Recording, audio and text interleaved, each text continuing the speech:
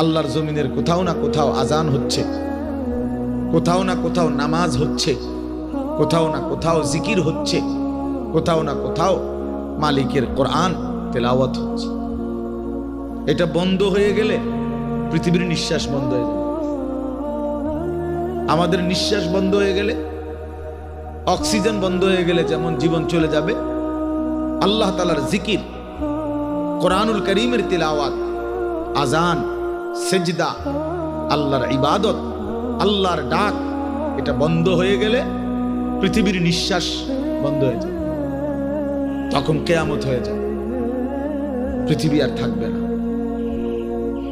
এটা রাসূলুল্লাহ সাল্লাল্লাহু আলাইহি ওয়াসাল্লাম বলছেন, লা তাকুমুস সাআ হাত্তা ইউকালা ফিল আরদ আল্লাহ আল্লাহ। ততক্ষণ পর্যন্ত কিয়ামত হবে না যতক্ষণ পর্যন্ত জমিনে আল্লাহ আল্লাহ উচ্চারণ হবে। তাহলে বোঝা গেল এই আসমান ও জমিনের স্থায়িত্ব আল্লাহ পাকের নামের উপর, আল্লাহর কালামের তেলাওয়াতের উপর, আল্লাহ তাআলার জিকিরের উপর।